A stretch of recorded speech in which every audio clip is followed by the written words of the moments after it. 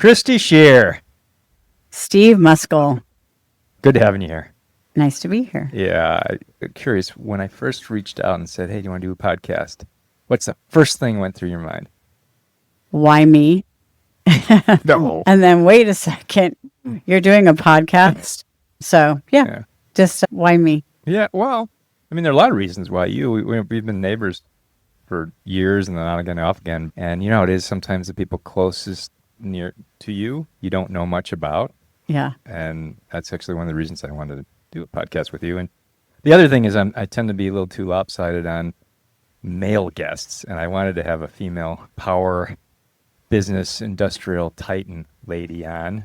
Good for you. I always think of you in terms of someone who's in the high-powered business world, mainly because you're in a similar world that I'm in. You're on a different side of the spectrum. You're on there's already a drug or a device, and I'm in the early preclinical drug discovery. I want to hear about you and tell me about who Christy Shearer is, how she became Christy Shearer. And that's heavy. Yeah. I think as it relates to how I got started and my business and all of that, it goes back to when I was 12 years old. I was diagnosed with type 1 diabetes. So I've lived pretty much my entire life with type 1 diabetes. Wait, I'm sorry, 12? 12. Don't people get diagnosed earlier? No. In fact, it's actually 85% of people get diagnosed before the age of 20.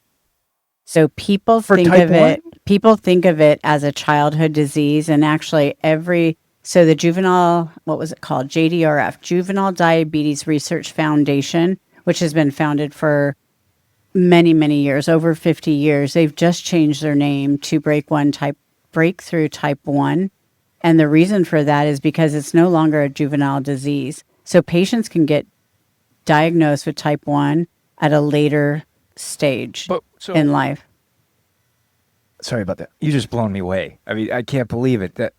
Type 1, I thought you just don't really have the ability to produce insulin. Is that right? That's correct. And so how do you go throughout almost all your life and not be able to produce insulin? So you do produce it, but at some point the body starts attacking the beta cells. So the islets of Langerhans, as you know, the insulin beta cells. And so your body just, at some point there's a mechanism, kind of like cancer, honestly, is that it starts and attacks the good cells. And so that could happen at any time. And there's a lot of theories around why does that start? Just like cancer, why does it start? Nobody knows. In fact, that's part of the reason that there's not a cure for type 1 diabetes right now, is they don't know really the reason for starting, that the body starts to attack itself.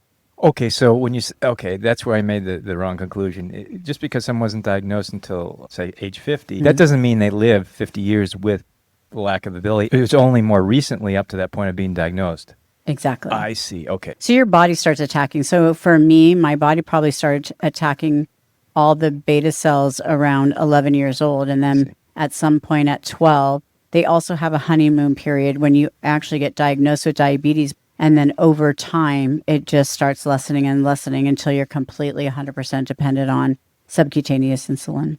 Okay. I didn't mean to interrupt, but I just, whenever there's like a scientific factoid that I just new to me, I want to hear about it. But so you're 12 years old, you get diagnosed, then what happened?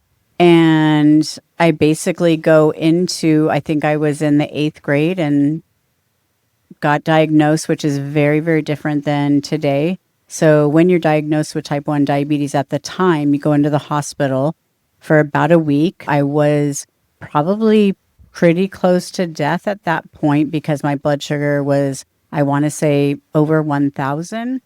I was wasting away. I mean, I was just skin and bones by the time. It was very classic type 1 diabetes diagnosis. And just, so I went into the hospital and then started living my life just as a kid. And I don't really know, and I don't know that my family made a big deal out of it. I didn't make a big deal out of it, but now I'm just living with diabetes, injecting insulin every single day.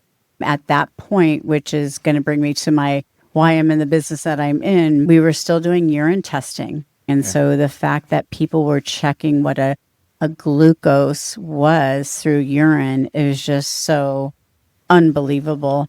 But we were doing that at that time. And then I remember probably at 18 years old, there was something called a blood glucose monitor. that you could get a blood glucose within 2 minutes. And my mom and I I grew up in the South Bay, and my mom and I drove up to Van Nuys, California to get this nurse to teach us how I was going to stick my finger and get a blood glucose. Yeah. And so it was a crazy time, but I remember thinking at that time, and I was probably not 18, I was probably 15. And I remember from that time when this nurse sat down and talked to me about diabetes and that I was going to be doing this blood glucose test, that I thought, this is what I want to do with my life. I want to be this nurse talking to children with diabetes. And I never forgot it.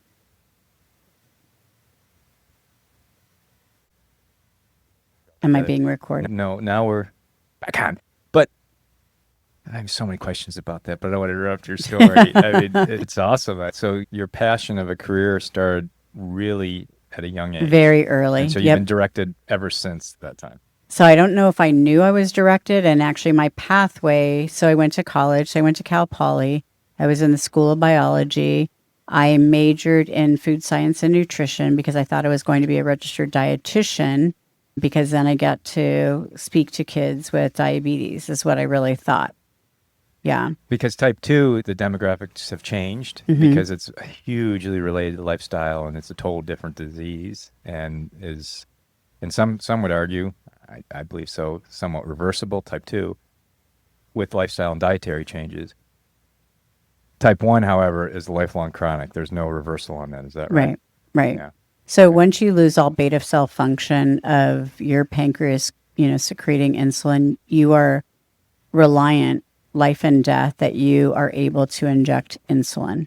Yeah, that's interesting. Yeah, and I'll get back to your food science and how you might have tactically changed, but I just want to throw it out there, just seed your mind, because we live in the pharma space, and pharma typically likes not to cure people from a business perspective, right? They love chronic illnesses that they keep selling drugs and devices to. So type 1 diabetes is just like the king of chronic diseases to these folks, because it can start very early on in life, right? Did you have a sense in college that were the case? I mean, I don't know if I knew it at the time and haven't really even thought about it, but I will tell you, people with diabetes, type 1 and type 2, will spend 2/3 over the amount of a normal person or regular non-diabetic at the retail pharmacy. So our cost to manage our disease is almost what is that? 3 times the amount of just a regular person. Any other disease, heart disease, all of it. So we're kind of the cash cow. If you walk into CVS, we're going to spend so much more money. And that's why with diabetes, the money piece is a big deal. Yeah. And so sorry, I'm not interrupting your story, but I got to throw it out here. So because type 1 folk can't produce insulin, or maybe not a full quantity of insulin, maybe there's small amounts, but the real challenge is that blood sugar will spike with meals in different situations like hot, cold, exercise, things like that. But I'm wondering, is there any strategy that type 1 folks can play to sort of artificially non-insulin based strategies to control their blood sugar levels? I think so. I mean, I think that's a very philosophical conversation as far as what can you do, because obviously if you decrease your carb amounts and you increase your exercise, decrease your stress and all of that, there's so many factors. But you said they could secrete some insulin. That's just not true. No beta function whatsoever. So it drops off to zero very quickly? They could take out your pancreas and it wouldn't make any difference to you, except for all the other stuff that goes along with that. But you have zero function. So with type 2s, the problem with type 2s is you have a lot of insulin. There's enough insulin. It's just that the receptors no longer work. So if you think about insulin just think of the cells, right? And you need a lock to get into the cell. Insulin is the key. Type 2, you have bad locks. It's not that you don't have the locks. Your locks are bad. Okay. So you can't open the cell to get all the nutrients and everything in, right? But with type 1, we don't have bad locks. We just have no keys. Yeah, I got it. It is I hate that they're called the same thing because they're, you just talk about insulin and all that, but they're very different. But with type 1, sure, there's strategies and people talk about that. Oh, I can cure your type 1. I discount that completely. Yeah. However, there are drugs that are now delaying the onset of type 1 diabetes because they're starting to be able to identify markers.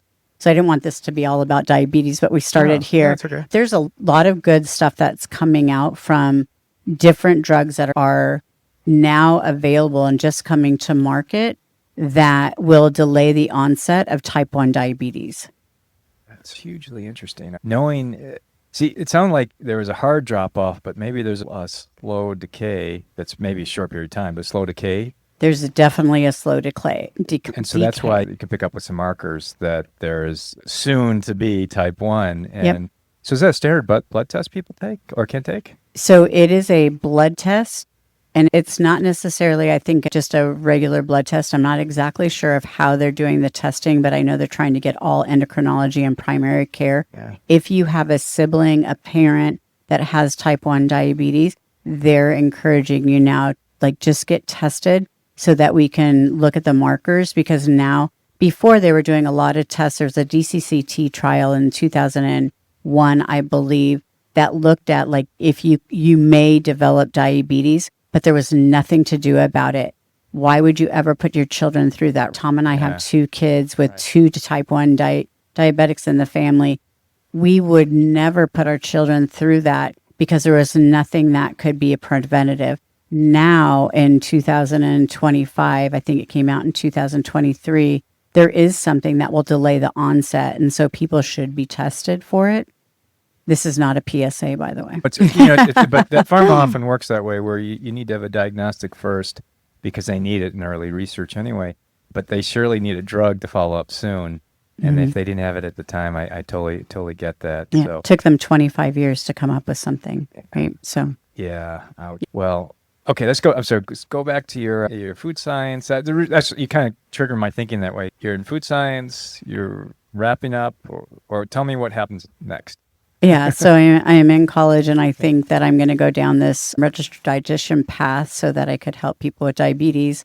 And I spent a short part of an internship in a hospital, and I said, I'm never, ever going to spend 12 hours a day in a hospital. It was not my personality. Yeah. And so I thought, how else can I do this? And so I interviewed with a company that sold everything from sugar-free candy to insulin pumps and everything in between. And so I came to the president and I said, I would like to be a diabetes educator for your kids that come into your store, because when I was 15 years old, I met Nurse Betty and she taught me how to use this, and I want to do exactly that. And he basically laughed at me and he said, that's not a job. Nowadays it's a job, but back then it was not a job. And so from that, he said, you know what? Why don't you go back? I said, I have summer school to be able to graduate from college. And he said, why don't you go back? But I'm going to offer you a job. And so at that point we came in, he's like, I'm going to tell you, you're going to probably sell diabetes. I said, okay. So it was not something that I even thought I would do. I thought I was going to be this nurse type of person. And I ended up being a salesperson for the services that this anomaly pharmacy was part of. So the funny thing is, pharma sales reps actually do educate doctors. So in many respects, so you actually were an educator. You're just teaching to some really high level, often pains in the asses students who are actually sometimes worse than kindergarten. But they're all on the spectrum, so they're all fidgety and not looking at you anyway, right? So it's the same thing. That's really cool. So you got that was a minor pivot, but you did it. And then... Well, with my personality, honestly, like, just talk about something falling into your lap, is I wanted to be able to combine my clinical brain with my personality, which is 100% sales. And yet you don't go through college thinking you're going to be a salesperson of any type. That's just not the dream. And so I always thought I had to have a vocation to graduate from school. And so that's why I picked biology, thinking I was going to be this registered dietitian. But when you learn very quickly that I would have failed in any kind of clinical setting, my empathy gene is very low. So being a salesperson, still being able to use a biology background and my knowledge about diabetes was just my golden ticket to catapult from. And that's actually how I got started into everything. And it was actually the company that I worked for and met my husband in was called the Sugar Free Center, which is now a huge conglomerate of a diabetes market. Talk about how things change. Yeah. But it started in a garage and it was called the Sugar Free Center. And it became a very successful business for sure. It's interesting when you say you didn't think you'd see yourself as a salesperson. CEOs, actually some of the most successful people on the planet, have to be hugely salesy, a salesperson, right? And the most wealthy person is this autistic guy on ketamine, right? But he's still a sales guy. And so I don't think it's demeaning in any way. I remember my first business card had marketing on it and I felt disgusted by it, but that was because I was coming out of grad school. But at the end of the day, that's just such an important skill set. Yeah. I'm going to tell you, every person in this world is a salesperson. Yeah. Whether you're selling to your children, selling an idea to a coworker where you have, everybody's a salesperson at one time. So you had that job, you pivoted. Then you started to get into like real high powered sales, right? I mean, did your big pharma entry happen right thereafter? So I was at the Sugar Free Center where I got to tell you, I probably made the biggest impact in people's lives at that job because I was going straight to the patients and I was walking into clinics in East LA teaching patients how to test their blood sugar. And I remember back then, that was a new technology that gave people in 2 minutes, now it's 5 seconds, but in 2 minutes, it gave patients what their blood sugar was, kind of a real-time blood sugar. And that made a huge impact in people's lives. And I was in a very high Medi-Cal densely population, partly because that's where this company could make money. And I could see that if I catered to this population, not only could I help, but I could make a ton of money doing it because of how we were incentivized at this company. So I did that for 4 years. But that was still the urine tasting technology, right? It was urine. No, you did finger sticks at that point? It was doing blood glucose. Okay, yeah, because that's much more precise. There's no way a sweetness test could take 2 minutes. I would think it'd be very quick. And from that job is what landed me at J&J, selling for a company that J&J owned called LifeScan. And that was one of the largest blood glucose meter companies in the world back then. After 4 years of being at the Sugar Free Center, I got recruited by J&J and spent the next 12 years there where I was building my career. Yeah, J&J, let's see, when did we meet? It was in early 2000s, right? You were at J&J then, weren't you? I was, Yeah. Yep. Because I remember you with your high-powered suits, and you'd be traveling nonstop, and and J&J's been a client of mine for years at that time too. So I had great respect, and I see pharma in a whole different light now. There's a new book, as you might have I mentioned. There's No More Tears that doesn't paint a great picture for J&J. Yeah. But you were inside of the business that initially was a device because of scan. It was device, yes, because it was a meter. So Right. It was a physical thing, we weren't pharma back then, which is a big distinction between medical device and pharmaceutical, because I've been in medical device most of my career. And it's not till this last 2.5 years at my current company that I've been in actually pharmaceutical. So I would consider myself more of a device person than a pharma girl. And I bet you, big picture, devices tend not to do harm the way that drugs do. So you have not left behind in your wake a ton of people who've just been devastated because of a drug. Right. And honestly, being in the diabetes, even in my current company, who is a pharma company, I mean, we sell insulin. Yeah. And so there's do no harm with insulin. And our insulin is incredibly different because it's inhaled. And we can talk about that. Yeah, but that's cool. Yeah, so it's a really cool drug, but you're right. I mean, devices a little more benign, especially with what we were doing with insulin pumps and continuous glucose monitoring and blood glucose meters at the time. Yeah, I mean, I know you're aware, not many people necessarily know this, but to get approved for a device is much more rapid than a drug. But any kind of hardware, software iteration is still pretty slow. So I imagine you're used to product cycles that are still not really fast, but by much faster than drug cycles. Yes. Yeah. Yep. And so when you hear feature requests, so to speak, it might take a year or 2 or 3 to get into your device, or maybe more, but it's not 20 years. Right. You know? Agree. Yeah, and so that's helpful. But because sales folks in other spaces, they often get beaten up by their customers because we've got this problem with that and this, and Yep. patients are dying. Everybody That's even worse. has ideas of Yeah. how we could have made a better mousetrap. Yeah. It's amazing out there. Yeah. That's pretty cool. I didn't know you were an inhaled. So that's wonderful, because I mean, sticking is a pain in the ass, so to speak, right? Yeah. And honestly, so inhaled insulin is an amazing thing. So it's been 10 years that inhaled insulin has been out there. Very few people know about it. It's just mealtime insulin. So when you're type 1, you have to have a basal insulin and a mealtime insulin, right? So basal will just kind of keep you at an even keel, and mealtime you need for any kind of carbohydrate that you're eating.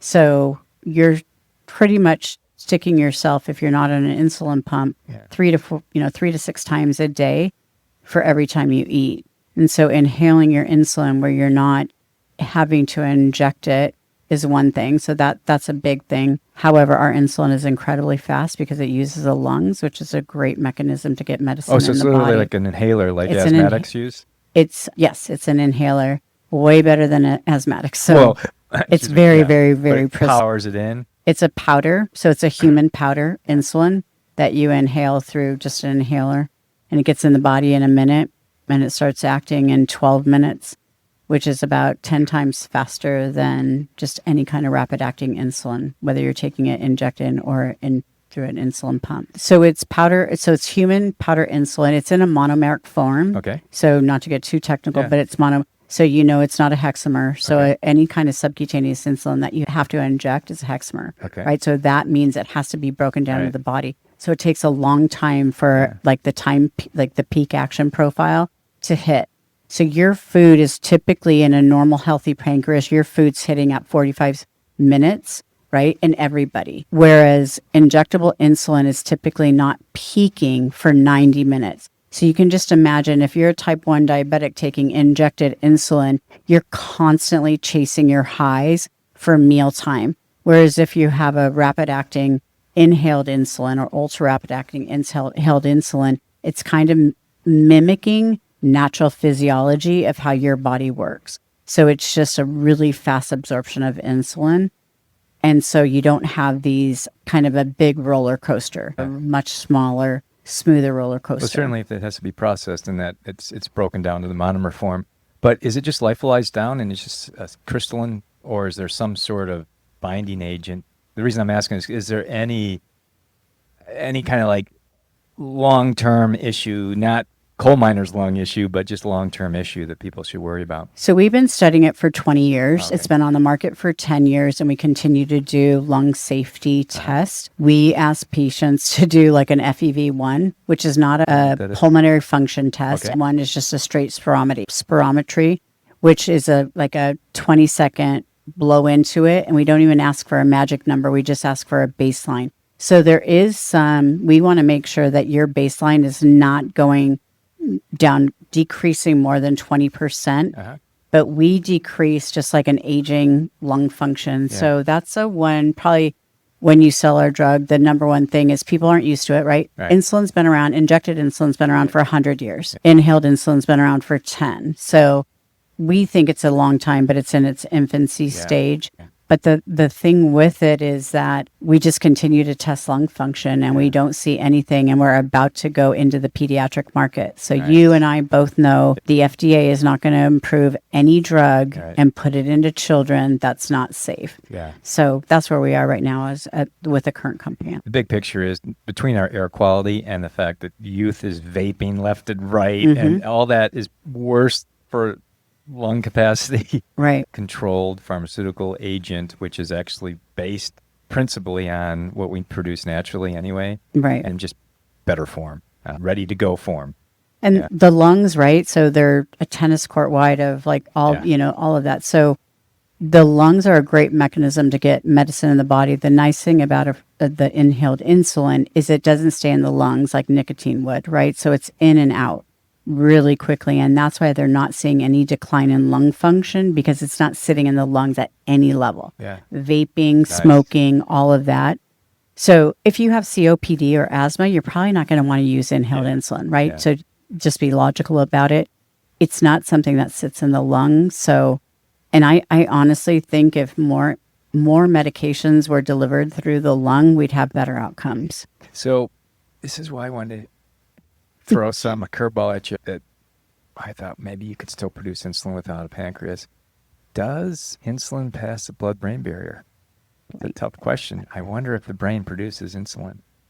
In my mind, the brain only survives off glucose and oxygen. Yeah. I don't know anything about insulin in the Yeah, I brain. wonder if the brain could, it's got to protect itself from excess glucose too. So it's a research subject I will look into. I'm just curious. Yeah. That's why I kind of in the back of my mind thought, well, maybe there's an opportunity for your body to produce small quantities of insulin that's not necessarily just in your pancreas. But again, that's a side topic. I don't know that you're the PhD. You Yeah, I know should more know than me. that stuff. No, I mean, let's, you know what they say, mile high or mile wide, whatever. Mile deep and micron thin, something like that. But yeah, anyway, so don't need to go. Sorry, I hope I didn't take you off on a tangent with I all of that, love- but it's fascinating I to me totally as well. love it. No, it's huge. Tell me a little bit about working in big pharma in a sales capacity and in a world where you're selling typically to a male-dominated world, right? Because aren't most physicians historically male? So it's probably predominantly male. However, I would say there's so many more females, so you cannot make that assumption any longer. I think the longer we live, the more females will go into that. I would say when I entered my career, almost every big boss was male, and I don't find that to always be the case now. I'm a huge advocate for getting women into leadership positions. If we do not have diversity of thought between men and women in a company, I feel like the company is so much weaker. We bring so many different things. I don't think it should be all female either. Yeah. I mean, I just think that diversity of thought is so critical when you're building any kind of company and strategy. Yeah, I totally agree. My first real boss outside of graduate school was a female, actually second technically, but the best boss I ever had. She taught me so much. And I think she was softer on her male subordinates than she was on her female subordinates. I mean, I think she was pretty harsh on the females. The female seems to be there's something there. Maybe it's just like kind of the samurai sword thing. Women try to fold it to women want to make their subordinates even stronger. I don't know what it is, but have you sensed that? Do you have more people who work for you that are male or female? Female. Yeah. Yeah. And it works well. So I have a team of 10 currently, and there's 7 female and 3 male. I think it's interesting, and especially over time, I think I fought like hell to be a woman, because when I came into J&J, there were 10 leaders at that time, and I was one of 3 women, maybe even 2, and then 1 came on. So it was mostly a male-dominated. I got promoted into another position where it was all male for a while, and just I was the only female. And so we have this little chip on our shoulder that we always are going to fight a little harder to prove ourselves, which shouldn't be the case, right? I would say even now, sometimes it's just like I get mansplained to many times in business. Yeah. I get talked over still in business. And being with a physician many times, if I'm a male or as a female talking to a male, I'm taken less seriously. Ouch. And so it's still a thing out there. I'm kind of curious how you became such a stands with a fist person within the male business world, because I think there are a lot of women out there, younger women, even middle age and older, who are maybe looking for career changes. They might still feel this male dominant thing coming at them. And what did you do? What about Christy Shearer made her, or whatever your maiden name was before, made you who you were in terms of like, look, I am woman. Don't talk to me like a woman. Talk to me like a person. Right. As a person. I always knew my worth. I didn't know my worth in college because I wasn't good at college. But the minute I got out into my first career, I knew I was good and I knew what I was talking about. Partly because I chose a field that I knew a lot about, right? Living with diabetes most of your life. So I picked something that I knew about, and I picked something that I was passionate about. So I think the first and foremost, I came in knowledgeable, and then I just grew that knowledge. So I think women coming in today is like, just know your power, first of all, understand that. I've never questioned my power. I just knew from the very beginning that I know what I'm talking about. I don't care if you're man or woman who I was talking to. It's just how I've grown up. I grew up with a single mom. My dad was killed when I was very young. So at 9 years old, I lost my dad. And I watched a homemaker put herself back through college. She went into art design, which I didn't understand that, but then ended up buying an art gallery and framing. And I watched this woman from the time that I was 9 years old just kind of pick up, from where my dad was dead, has 2 girls to raise, and took off from there. And she has the strongest work ethic and just knew what she wanted and what she had to do with nobody telling her. So I watched this woman as a great role model to what I wanted to be. And so I just never really second guessed myself in the very beginning. Yeah, so sort of you had it in your genes, but there's a nurture element. That's actually a pretty profound statement because it's true, right? 'Cause it's genetic largely, right? The type 1 situation, or perhaps an autoimmune that's acquired. I don't know, because to your knowledge, are there other type 1 dual parents that don't have type 1 offspring?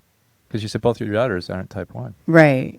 So it's interesting because in the beginning, Tom and I tried to find other couples that were married to type 1s. Yeah. And we were told by physicians that, look, if you're short and your husband's short, too bad, your kids are going to be short. And we just haven't, had that be the case. Right. Doesn't mean that the kids don't have some kind of endocrine problem, Yeah. because both of them may. So it's just that part we may have passed down bad Yeah. genes. But it's interesting. There's not a lot. To this day, I have not met another 2 type 1 couples, which is really interesting because you would think just a lot of type 1 people that living with type 1 diabetes go into the field of diabetes. So they either become a diabetes educator, they become an endocrinologist, they get into sales.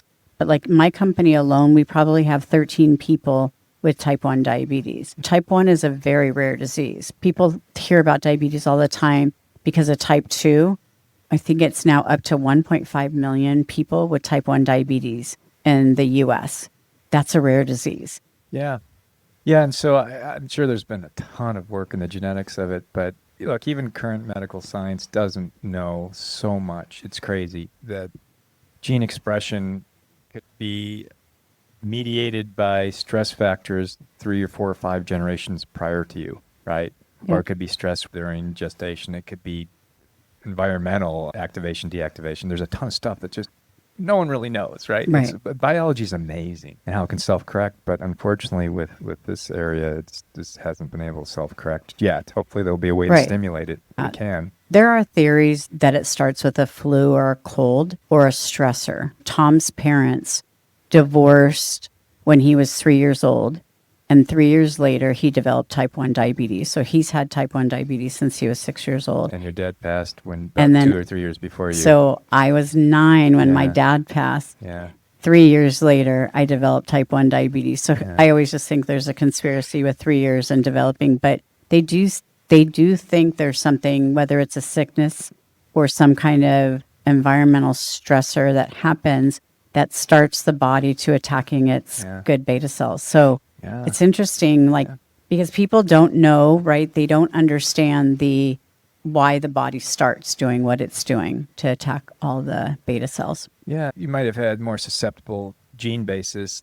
Nature loads a gun. We often pull the trigger, right? Mhm. And so a lot of people worry about, what's in my genes? The reality is a huge percentage of what we are and what we become is a result of what we experience from human interaction perspective, virus, pathogens, air, food, lack or over-exercise. All that stuff is just the stimulus that's just a massive percentage of gene expression. Yeah. So it's just a side note. But Yeah, I didn't mean to get two sides nerdy at you, but this is cool stuff. I again, I just didn't know what your world was, and we lived, literally down the street for years, right? Hmm. And I'd see you at parties all the time. I mean, from the man-woman thing, I know you hung more with the dudes than you did with the women a lot of times. Is that just because you're just more comfortable over your career, or is it just because all the women were elsewhere? I think it was, I related to the men in our neighborhood in particular, as I was one of the few working women. Yeah. And I just related to men. I dealt with men in business and all of that. And I feel like I had maybe more in common. I loved all the women in the group and got so much from them. But I think if we're at a party and we were talking, I think my interest level was what you all were talking about. So I just, and I probably have always been like that on some level, that there was a level of comfort just talking business and not talking, the other stuff, the soft skills. I'm working now as I get older more on my soft skills than my business skills. What's really funny about that is I've always enjoyed spending more time with women than men. Men bore me in social settings. I've never been that frat boy bro kind of thing. It's just like, it's boring to me. And women are such more interesting. But I've seen that you've done a lot more interaction over the years. You're in a bunch of book clubs and stuff, right? Mm-hmm. I actually see you around groups of women more now than I think I'd seen in the past. I mean, honestly, I don't really care if you're a man or a woman. Yeah. Interesting is interesting to me. Yeah. If you have a story, I want to hear about it. I'm incredibly curious, which at this point I would say to anybody that wants to get in sales, if you don't have an innate curiosity, don't go into sales, because you will probably not make it. But I have had idle curiosity to the point where I'll have a dinner with a couple and Tom will be like, did you have to interrogate them the entire time? I am just a question person, and it just comes from, that is like who I am. I just have this pure curiosity. So at the end of the day, I don't care if you're a man or woman. I find fascinating men and fascinating women. I mean to kind of single that out. I mean, I totally know that about you, not just the interrogation part, but when you first came in and I was trying to set things up, you were hammering me with all these questions. And I can generally multitask. Some of your questions took serious thought. So I was like, man, I mistyped my password like 8 times. It's like, That's funny. yeah, but it's like, chill for a second, Tom. Don't stop interrogating me. I want to answer your questions. They're great ones. I do honestly have to explain to people, especially new employees, I have to tell them, look, I'm going to ask you a ton of questions. You don't have to answer them all.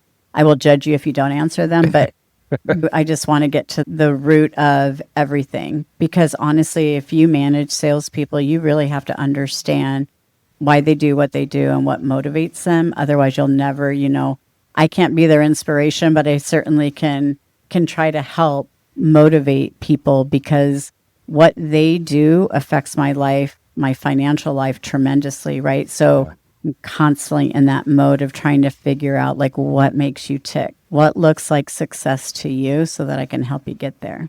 Yeah, it's funny. When I was looking through LinkedIn, as I mentioned, it's your background prior to this discussion. I had a message to you. I think you must have changed jobs, or I got an alert in LinkedIn. I was an early LinkedIn adopter, so I just got a ton of alerts on. And I messaged you because I think you were hiring, and I think I said something like, would you hire me? And you're like, I was the CEO for 20 years, right? So I didn't need a job. But you're like, do you really want to work for me? Do you remember that? I don't remember that. Maybe I paraphrased, but that's effectively what it was. And I don't think I even responded. I don't think they had emojis or ha-has or anything like that. Right. I didn't respond. That is funny. Yeah, because, I mean, some people have gone through their same career for their entire lives. I mean, a huge percentage of my career has been my company. And you've spent, I was like, 10 or 11 years at J&J, another 10 or 11 years at Roche? I mean, Yes. decades at pharma companies. And that's, it's kind of rare, actually. So both of those are device. Yeah. So, I mean, and this is what I tell people is like, I've been doing diabetes for 30 years, right? Even though I've been going to different companies, I basically have had the same job, because, whether I lead a team at Roche or J&J, I've been at Nova Biomedical, BD, a lot of different companies, but I basically been doing the same job.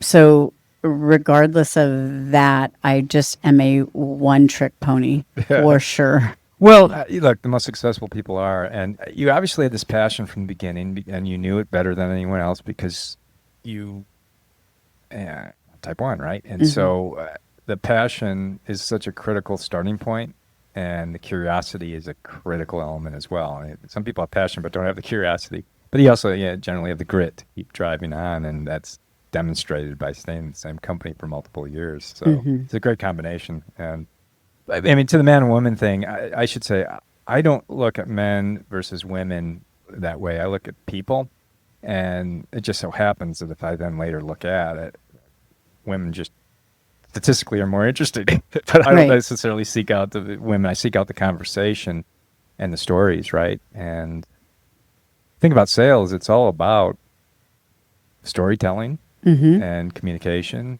and helping each side meet, Yeah. somewhat in the middle, but so they benefit from the interaction. And so if you were to actually offer advice to the young folk today, and it's such a weird world right now, right? Mm. I mean, knowing what you know and your various successes and failures, but what would be your primary advice point? I'm hearing beeps. I'm glad camera doesn't go out. But what would be your primary piece of advice to just inspire the youth towards a career or direction? Yeah. I think that's such a big question because I get people that call me and say, "Can you help me tell me the different steps that I need to get into pharmaceutical sales or device sales?" And I always tell them is like, "Why are you going into it? Is it money? Is it, that you've heard something? Is it because a parent's been in there?" I always want to understand, like, what's your motivation of trying to break into any kind of industry? Because I do feel like there has to be a reason. Like, if you understand why you're going in, understand why it is. And most people have a connection of why they go in. Everybody that I interview for a position, I say, you can go into any sales position. Why MannKind? MannKind is the company I Yeah. currently work for. And I say, what intrigues you about this company? And if they don't have a good story to tell around they're passionate about something, I pretty much am probably not going to hire you. The one Yeah. thing I would say is, so know why you're going into a company you're going into, and then know all about the company that you go into. Nothing drives me more crazy is that if you're interviewing with me and you have not researched the Yeah. company and researched me and researched other people, like today, like, data is rich, right? So we have so much information that we can grab onto. And if you have not done your homework, understand why you're going into whatever you're going into. I would say do your research on that and know everything that you can. Nobody expects you to be an expert on the product or an expert on the drug, but we do expect you to be somewhat knowledgeable about what the drug does, what it sells, and all that. So do your research and then come in with confidence, come in with like, what do you bring to the company? I ask people all the time is like, what are you going to do differently? I have a team of high performing people. Tell me what you're going to do differently for me, right? How are you going to fill my gaps? Here are a few of my gaps. Tell me how you fill them. So I would just say, like, know your stuff. Yeah. Be a badass. Yeah, everyone's an imposter on their first job. Actually, imposters even on their second, third, fourth jobs, unless it's the same job over and over and over again with just a different company label. Because you don't train for this stuff in college and even trade schools a lot of times.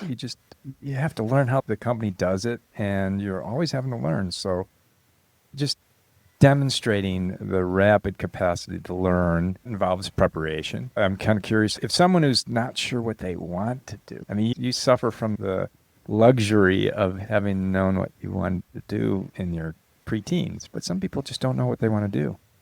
Well, do you have any recommendations for them? God, that's really putting me on the spot. I'm not that deep.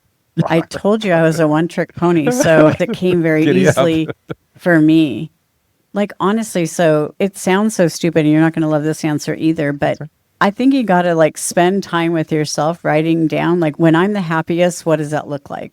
Right. So, and just jot a bunch of things down. I have the most fun when I'm doing this, and I hate when I'm doing this. And I honestly just did this with myself recently, as old as I am and as long in my career that I am. And I honestly love what I do. So I can't imagine that I would have done anything differently. But I got to tell you, nowadays, it is not about just the hardcore business stuff anymore, right? People, especially as we go into the younger generations coming up is they want to be happy. They want to find joy and all of that. And it sounds sometimes silly, but I would say, like, if you cannot create a list of what makes you happy, like when I'm doing whatever it is, I mean, it could be dumb stuff. I'm happy doing that. And then educate yourself if there's something that you can monetize from that. I do feel like that's a piece of it, right? Because, I mean, you're going to college for something. You had to start somewhere, right? So whatever you're in, and if it's a degree like communication or marketing or whatever, there's some desire that you had to select that. That's sage advice. That's a great answer. I think more and more people should do that self-reflection. That's a good word for it. I couldn't come up with self-reflection. Yeah. So yeah, that's a great word. It's easy to summarize in some cases, but I always find it's easier to edit than it is to create from scratch. Right. So it's easy to pick up on what someone said and make a change to it, as opposed to, here's your blank canvas and I threw the blank canvas at you and you didn't know what I'd be asking you today. So, interviewing well, but so you do that. I'm not interviewing you. You interview people a lot because salespeople churn a lot, right? So you're used to seeing a bunch. Well, I mean, yeah, I've had some really good hires and really bad hires. And we always say, like, hiring is probably the most important thing you'll do in any company. Yeah. You have the right hire in front of you, your job's over. If you have the right, wrong hire in front of you, your job just began. So I try to do that. And it is funny because the bullshit meter is definitely a real thing. Because now with AI, I have had people interview using AI, and that's such a turnoff. And you could be the best person out there, but if you do that, you will not get the job. In fact, shout out PSA, do not do AI interviewing because that person on the other end will know that you're doing it. They're Zooming you and they're now typing we're way shit. off. No. So they pick up on everything that the interviewer is saying, and then they create an answer based on, so you can feed it like what company you're interviewing for and what they do and all of that. So you feed it in before the interview starts. Oh, before, not during. I thought it was during. They're like ChatGPT or something. No. They do that. And then the interview starts and it's all real time. So my question goes to the interviewee, and in real time, AI gives them an answer that they're then reading to me over Zoom. That's crazy. It is so awkward. And I've had it done twice to me. And in the beginning, because I hadn't heard that you could do that, I didn't even know it was a thing. And then another candidate actually had made fun of something about AI interviewing. He's like, I would never AI. I'm like, wait, tell me about this. Yeah. He told me about it. And then I was doing this interview. You're hired. You're hired just because you gave me information. He wasn't hired, by the way. Right. But this person that did it, it was so awkward and obvious. And I just said, this person's never going to get this job. And I can't imagine any hiring manager that's honestly over the age of 40. It was just, but it's a thing. And I heard that kids are using it now because they can give the exact answer that the interview is looking for. I'm kind of your rare example since I've been in AI for 40 years or whatever. It's so context prompt specific. And I would argue that one of the reasons it's such garbage in terms of response is that the questions are kind of just template, boilerplate, and there's not much background context. I use Claude a lot because you can throw documents and a ton of stuff about yourself because you want it to be able to speak in your voice. And, I mean, the prompt itself must have been 5 pages long. It was almost like I wrote the proposal, and I said, now put this in my voice. And that's way different than saying, tell me about yourself or whatever a standard question is. And, if you have this particular problem, how would you solve it? Like a standard interview question kind of thing is going to give a garbage result. Right. I think I mentioned this analogy to you earlier. I liken AI like the $6 Million Man. The Steve Austin, if you remember this, was the bionic man. $6 Million Man had 2 bionic legs, a bionic arm, and a bionic eye. And I think his girlfriend, Jamie, she was a tennis player. She had other bionic pieces in her ear. She didn't do as well, right? You need to be an astronaut. Right. You can't be a tennis player, Right. To leverage this stuff. I think as kids train towards AI, I think it's best to still be very expert and not over-reliant, but you just set enough context, enough serious, detailed prompt that you leverage the result, but don't rely on it to speak on your behalf. Right. Because honestly, especially in sales, there's no interview question that you can answer that's going to tell me how you're going to wake up in the morning and back out of your driveway, right? In sales, it's a very different beast because you're not walking into an office where everyone sees you every day. I mean, nowadays that's the norm, working from home, but I don't know. I can't even imagine what AI could ever say that would have been able to beat what that girl could have told me. Well, first of all, if someone shows up and they're type 1, you pretty much know they passed a huge number of tests because they've lived this and they're going to have a level of passion, right? Mm-hmm. So how many of your reps are type 1? Honestly, just so one. Wow. I used to have 2 and 3 with me, but just right now I have 1. Yeah. But in our company, so we're a small company of salespeople with 100, and there's 13 people with type 1 diabetes. Yeah, one of the big challenges in any business is the thought leaders or the founders, you almost want to clone yourself. It's a big challenge because you want people to perform the same way that you do and maybe fill in the holes that you can't. But that's why I do AI, because I try to create forms of content every day so I can train AI, so I can leverage it for my world. So in my world, I've told people this, in my entire career, I've probably written 3 million lines of code in 30 years. Wow. And in the last 4 or 5 months, I've written 5 million lines of code.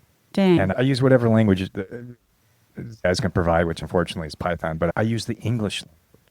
And I describe what I want, and I set context, and it's so enabling. I actually get excited about it every day. Like I wake up in the morning like, oh, what can I create today? Right. And so it's tapped into my passion. And so that's kind of my advice, since I asked you the question, to people. Tap in your passion, because you have to wake up every morning and want to do it. And it could be a Saturday or Sunday. I heard the other day a guy saying, oh, I'm so glad it's Friday. I'm like, what are Fridays? What does that mean? So are you the same way? I mean, you've been doing your job, your career for your whole career, right? And do you see yourself continuing almost indefinitely because you enjoy it? I do. I see myself in, yes. And after 30 years, I'm starting to ask the question because I'm starting to hear friends of mine that are retiring and doing things, which I don't. In fact, I made a joke about it at the last book club. And I said, what is this retiring thing that you people speak of? Because financially, I don't know that we're there. I can't even imagine. But also, I just don't want to be at that point. However, I say that and I love my job, but I absolutely want to have a creative outlet. I'm incredibly creative in my home stuff and all of that. And I'm like, can I just do this as a side hustle to get that little creative piece of me out? Because I do see that I'm changing as I get older.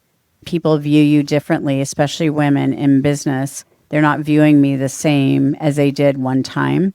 I mean, I'm still well respected. I still know what I know, but I can see it coming at a day where I might not be in the same role and I will have to go do something else. And so why not start now to create something else? And I want to use that same thing I just said to the younger generation of like, how can I get a job? I'm doing the same exact thing for myself. Is what makes me happy.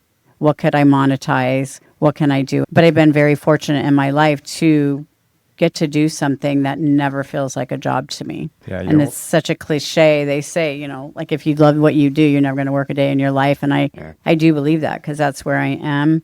But I'm at this point in my life too, where I'm like, I've been doing the science stuff and the sales stuff for a long time. And I would like to maybe take a day where I just get to putter around and do something very creative within my home. Yeah, well, I definitely heard that you're sort of the Martha Stewart home remodel.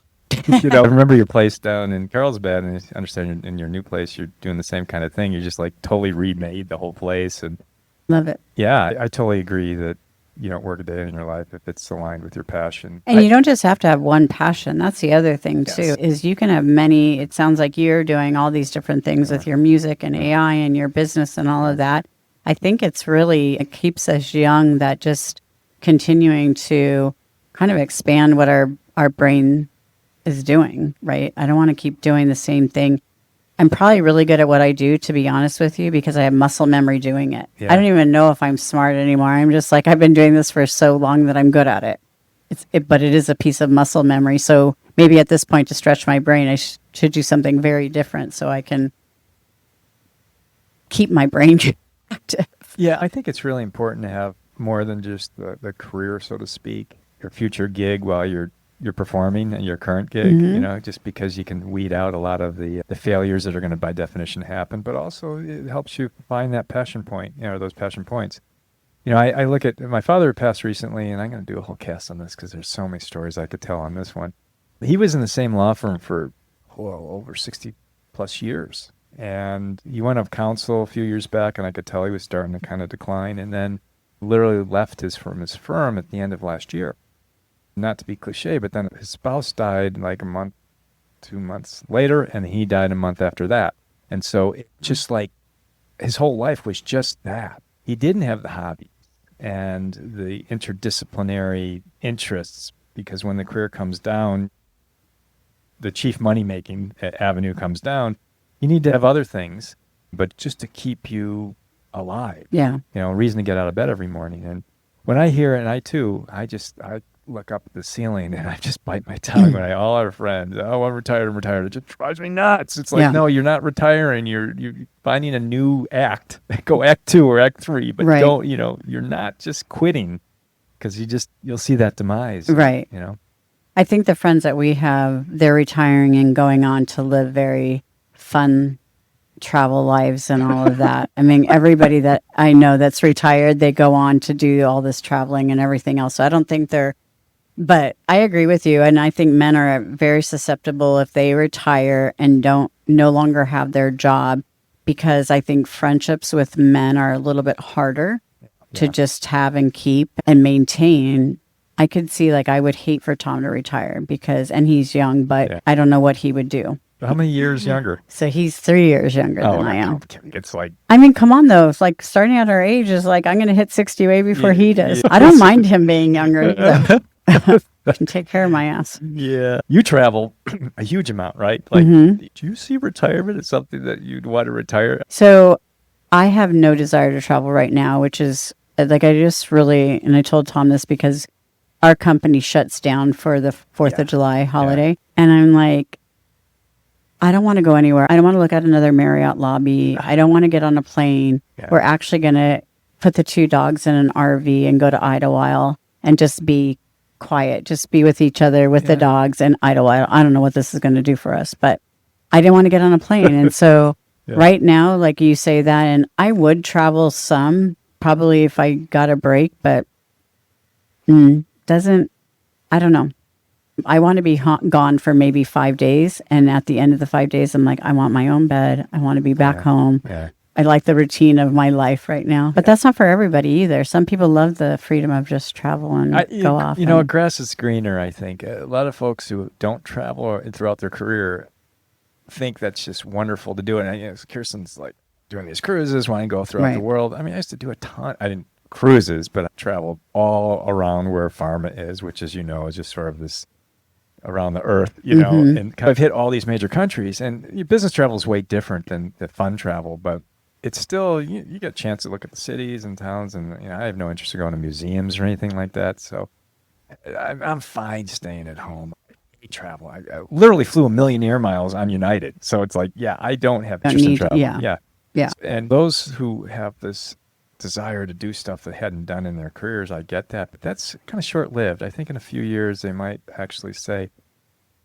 you know, it's time to get a new job. But that's where I think it's wrong. I can't judge people right or wrong, but it's time to find a new passion. Yeah. And that's why I say it's great to try to find passions while you are currently living a money-making job. It's the best time to do it. So I think I just came to that realization because one day I was thinking, I'm just going to quit. I'm just going to give myself the freedom to quit and go pick something else. More so just because I thought it sounded fun to just jump off and do something crazy and just quit. I'm a little spontaneous in how I do things. Once I decide I'm going to sell my house on Strata, I sold my house on Strata. But I am starting to see that.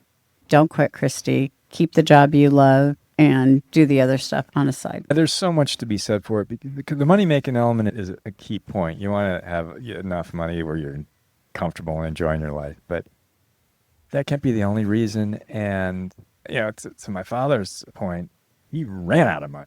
I mean, he completely financially decimated. Dang. First time I'm saying this, obviously, on the podcast, but it's like to the point where, like, even his assets, reverse mortgages, money was pulled out of a couple of his houses. And while he traveled a lot, his spouse was an airline stewardess, so they could fly anywhere in the world. And he didn't have to fly private. He literally flew first class on American Airlines anywhere on the planet. And he made an error of buying multiple homes in different locations. And that's a home, multiple homes, kind of like boats. They're instead of boat is a hole in the water with which you pour money down. Homes are a hole in the earth for which you pour money down. Yeah. Unless you can enjoy them for a significant part of your year, why would you have one? Exactly. And so when you did the math, I used to think, I want to buy a second home in Sedona and just go there. But you know what? Just go there every few months if you want and stay in a nice resort. And you do that for 10, 20, 30 years, it's still much less money than if you were to actually go buy a property there. Yeah. Unless you buy properties that generate income, there's no reason for doing it. I can see there's times where it probably pays off to do that while you get to enjoy it, though. Don't do it just, I don't know, for me, do it as an investment. Unfortunately, real estate just takes so long to grow. We saw some spurts here in California, and you were here at a time where you came in a little bit higher, but we came in earlier in a big spurt. And every time a new school was built, it was increasing value, and there were multiple schools built. Yeah. And we also had a rare occurrence. I was in Silicon Valley during the time of .com, and where people were buying houses in cash and going way over asking price. And so there was a big pop there. But most real estate, it's maybe capture and rent money, but it's not a great financial investment unless you're somehow are renting out, and even that's sometimes not very lucrative. So they're much better I think vehicles. that's lucrative if you bought 30 years ago and your mortgage is over, right? Yeah. Or like what you and Kirsten did. I mean, I think everybody that bought into Strata and has it taken out all their seconds and all of that, I think are sitting pretty in a much different financial situation than somebody that just bought into California 3 years ago again. Well, that's exactly right. But, I still carry a mortgage. I mean, it was healthy to have a mortgage years ago when you had a good deduction, but that's gotten pruned down. Yeah, that's gone. Yeah, but realistically, you really never own your home because you still have property tax. And after the gains that they've seen in the market here, when you sell it, even if you're still married, you have this capital gains deduction that's only so large. And so you're going to wallop taxes. And most importantly, it's not liquid. Unless you pull like quick home equity loans out. There are times where people need a lot of cash quickly, and you can't just say, I'm going to go sell my house.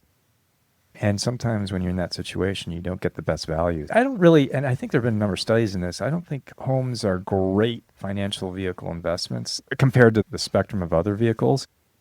It's important to have them, I think, but it's unfortunately the whole U.S. population, the primary net worth position is their primary residence. And I think that's a bit of a liability to them. So I think when people talk about retirement, the notion of losing purpose is so troubling to me because, I've just literally seen it. I saw it with my father, quickly demise.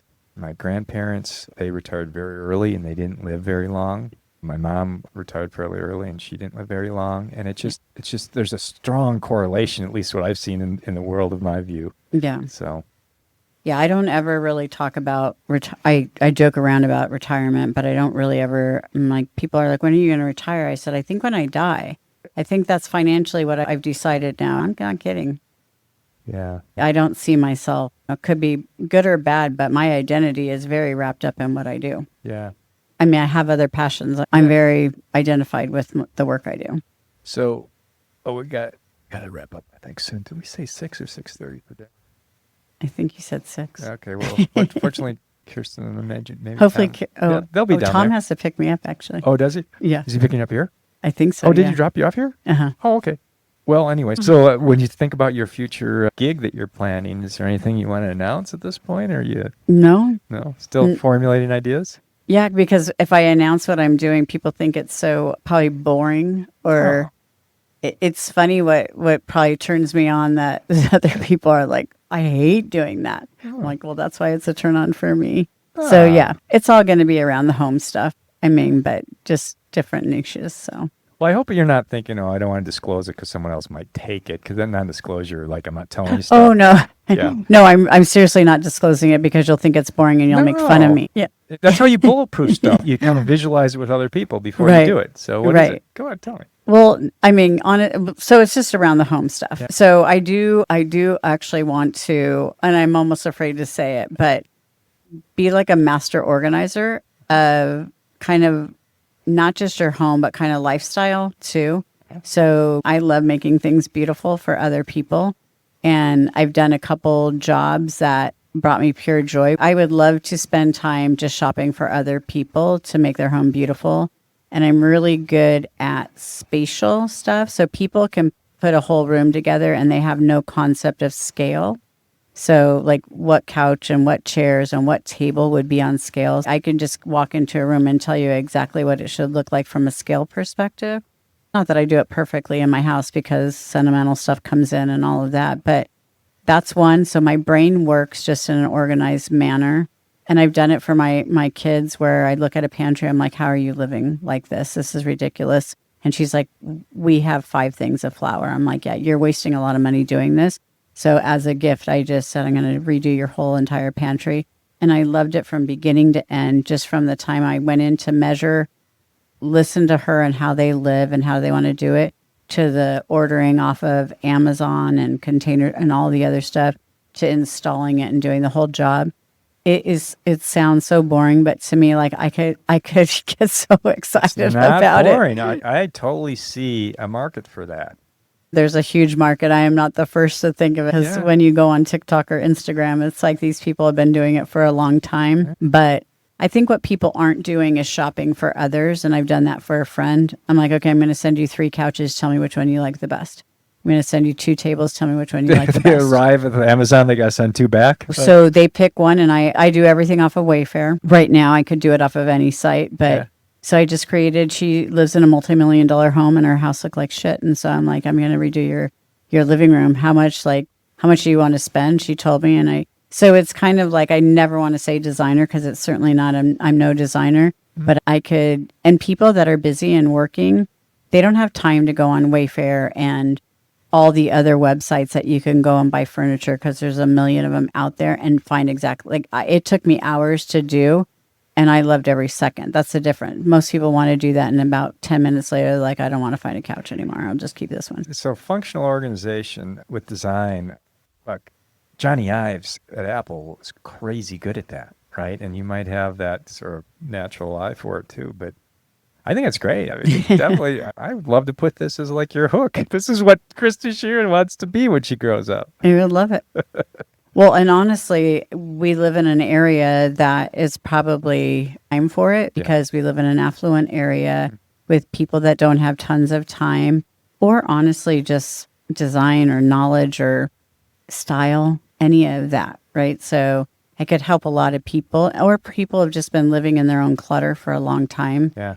And I think it's a helpful thing, but I am a firm believer in you should live in beauty. Yeah. I think whatever your beauty is, I do feel like if you never invited one person over your house, it doesn't matter. It should be like you should live in your own beauty, and whether that's outside, inside, whatever. And I think every drawer and door you open should be beautiful inside too. Well, that's great. I love it. And so I'm expecting that you'll make significant progress in the years ahead, or months, Maybe. however soon.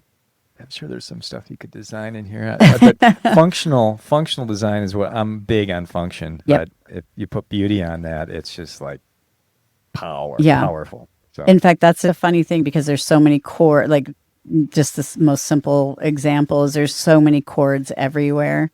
And like, how do you make that pretty, right? That you have all this stuff. And I've just been like looking at different things. I'm like, oh, you can make that really pretty. Well, look, you look at this place, you're probably like horrified.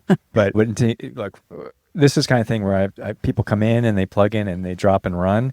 And so a functional element needs to be to deal with that. It's not like just one person or 2 that are living in a house. This is just like musicians. They drop and run. So I don't know if you have some thoughts we should chat about. I'd love to find a way to make it look better, but it still needs to be very functional. So yeah, no, I think you're looking at like, no. No, I think you've done you've done a great job, because you could tell you're organized here. Oh, it's still a mess, but yeah. It looks, but I cover up the mess. That's it. Yeah, underneath the rug.